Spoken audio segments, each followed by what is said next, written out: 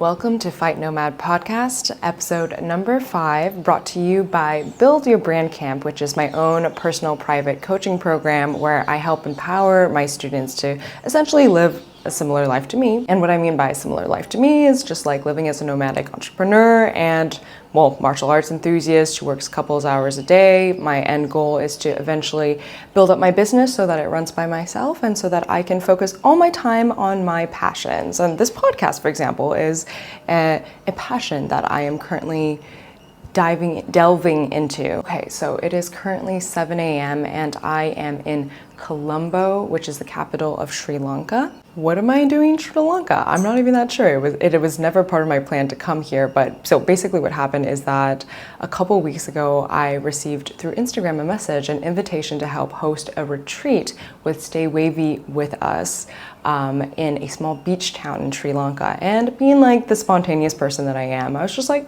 yeah, sure, why not?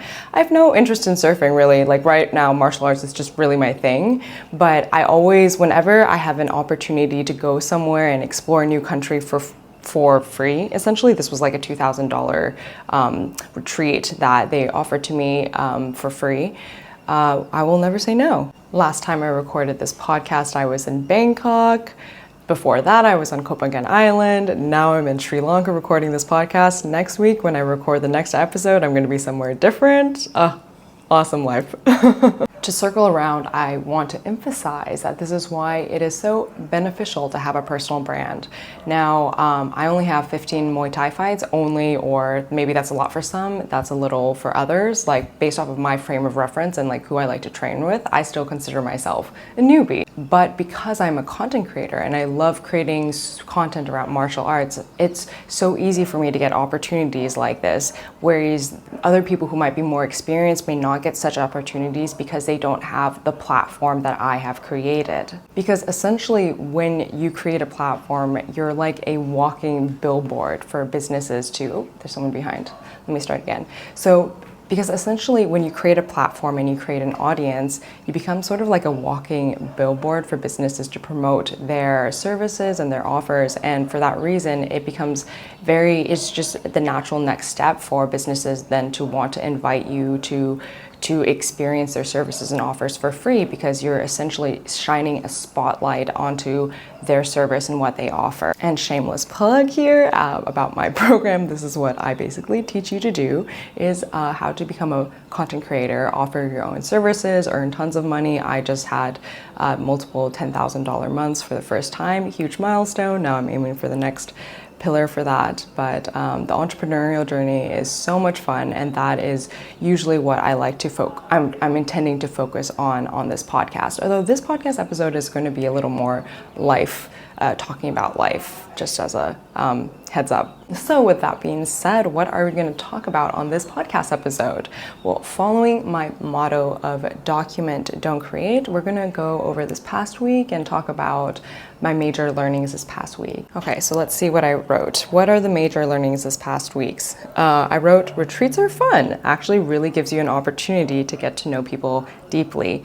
Now, I categorize myself as quite introverted. Not that I'm shy, but I do, my social media, like when I spend time around people, it fills up really fast.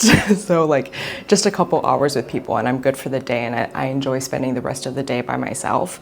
And so for the longest time, I felt that retreats, I wouldn't enjoy retreats. I was like, oh my God, that's too much time with people. Like I'm an introvert. I don't want to spend that much time.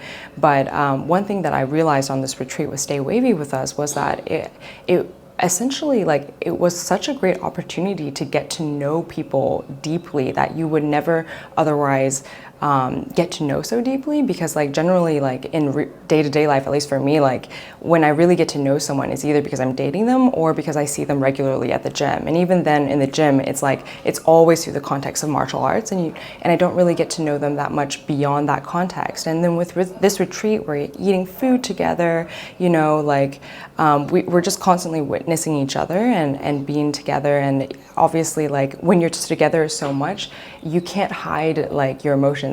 Sometimes some people have bad days, some people have good days, and it was actually really beautiful to observe everyone in their highs and lows. Yeah, oh wow, I was surprised by how much I actually enjoyed retreats. So that was a new lesson, is like I actually, even though I do still consider myself introverted, I really like my alone time, I also enjoy retreats. Also, I'm gonna go on a quick tangent. I'm getting so much better at like talking to the camera, like tap myself on the shoulder right now. Like this is what I'm always trying to teach my students, is that you get better through creating. And when I first started this podcast, I was struggling so much with talking to the camera. And now I'm just like pushing through. I'm creating a podcast episode every week. And this is so much progress, just me talking to the camera like this. I still have to like segment it, but it's as opposed to my first episode where I couldn't even finish a sentence. I'm making progress. I feel really proud of myself. Okay, back to the script. All right, here are the other learning points from today. Looking back, I'm so proud of the progress I've made with my mental health. It's just like, it's really fun to reflect. When I was in my early 20s, I struggled so much with insecurity, like I was so shy. And I feel so proud about how much I've blossomed, because like in the past, just being around people for a long time, I think I always like just put on this front, this veneer. I felt like, you know, I could only show like the happy, like the polished part of me. And I was afraid to show like my weak points. When I was feeling down, I didn't want to bring people down. But wait, I'm going to talk about that more later. I'm going to move on to the next point. So this is my first time in Sri Lanka, and so I came here with an open mind just to see. I always like to visit places to determine whether it is somewhere that I would consider living long term. Now, I visited Bali last month, and that place I loved for the first time because the infrastructure is so built out for digital nomads.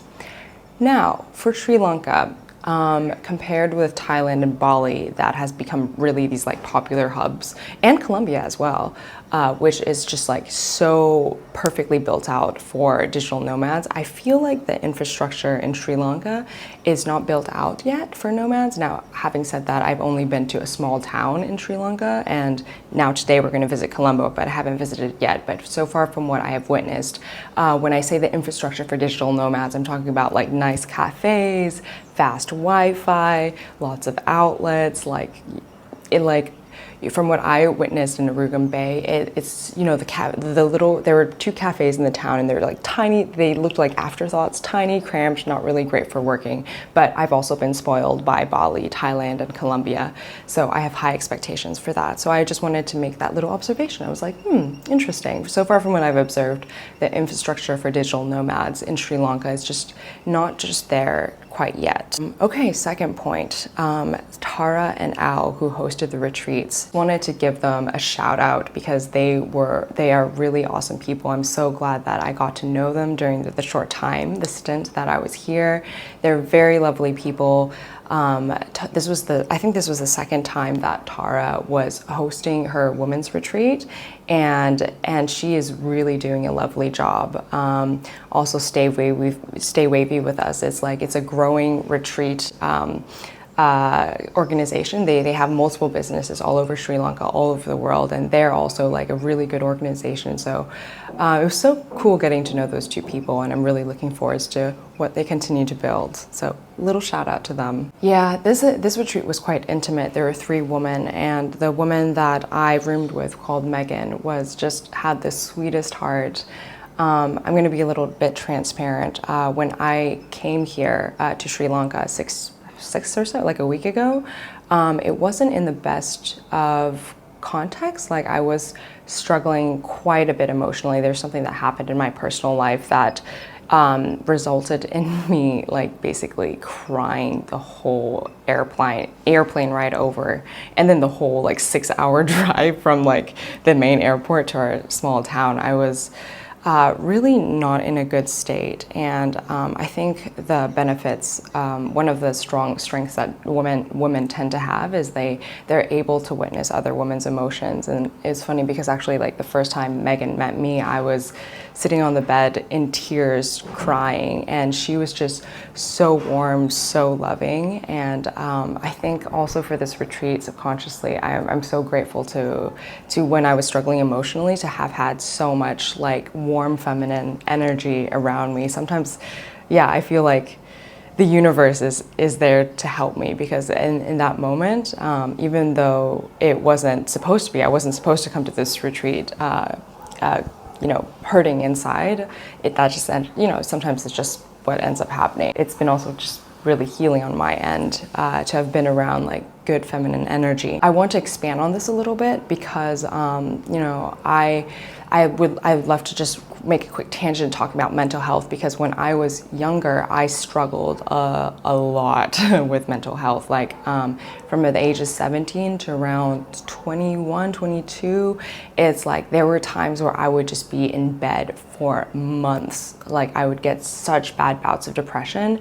And in hindsight, now what I think, what caused me to stay in this depression was because I felt like I was always so ashamed to express my pain. And so I would always suppress it. I would medicate with food. I would hide under the covers and just watch TV series and just try to like escape my emotions. And I think that is actually what kept me depressed for so long, was because I didn't accept, like whenever I felt pain, I wouldn't let it go wash through me and wouldn't process it. And I think a huge progress that I've made these days is like whenever I do feel pain, I'm no longer suppressing it. Like I allow it to wash through me. I allow the tears to come out, and it's almost, and I sometimes, like if friends are open to it, I love to like talk it through with friends and process and cry, and then have, my girlfriends hug me. And I feel like that is so much more therapeutic than what I used to do when I was younger, where I thought it was unacceptable to express negative emotions. And so I would just constantly hide it because I just thought that was unacceptable. I didn't want to bring other people down. I didn't want to be a downer. My new conclusion is that sadness is beautiful. Sadness and joy come hand in hand. Although I don't necessarily subscribe to complaining and criticizing and always like being, that is what I would call a downer. Like if you're always just like, ungrateful, like criticizing things, complaining about things, like talking shit about people, that I don't subscribe to. But my new stance currently is that like if you're feeling sadness, if you're processing emotions, that is like very valid to express. And for me, like whenever I see someone hurting and in pain, my heart goes out to them. And so, yeah, these days now I am way more open to just expressing my emotions and allowing it to flow through me, because I think like the opposite of that, suppressing it, is quite unhealthy. Like literally, I've lost years of my life in depression when I was younger by suppression. As you may not be able to tell, my last podcast was quite business oriented, about talking about profits and all that. And I think this podcast is just going to be a lot more about life. And I think I'm preaching to the choir that when I say this to you guys, that, life isn't just about work. It's, also about enjoying it. And I have to remind myself of this all the time, because I can sometimes be a little bit of a workaholic. But yeah, this past week I've definitely been working from my phone, but also this past week has been a complete fucking adventure. Excuse my language. It has been so fun with Stay Wavy, like learning how to surf for the first time, just like getting to know the girls, like having breakfast, exploring a new environment, learning self-defense, me teaching Muay Thai for the first time, teaching my passion and seeing like the light spark in the girls' eyes. And actually now I understand what instructors say about how, like, when you teach something, it helps you understand it better. And that is so cool, because like for the longest time, I think I had like the biggest imposter syndrome. Well, but just also because I'm in Thailand, and compared with these Thai fighters who've been fighting since they were 8 years old, you can never compare in a way.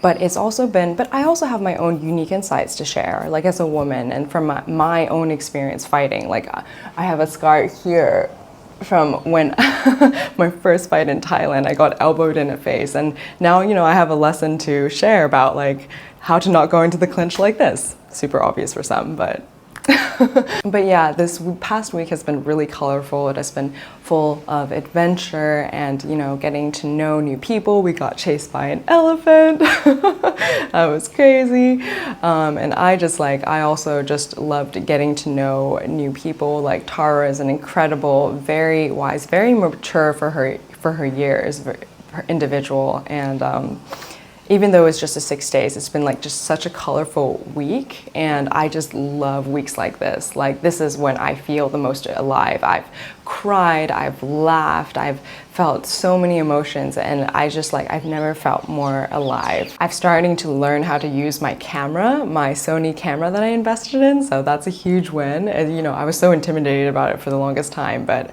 you know, seeing some of the girls on the retreat, they know how to use a camera, and then watching them utilize it, it's not rocket science. I got this. And also, oh my God, trying Sri Lankan food, like the Sri Lankan vegetarian food for the first time.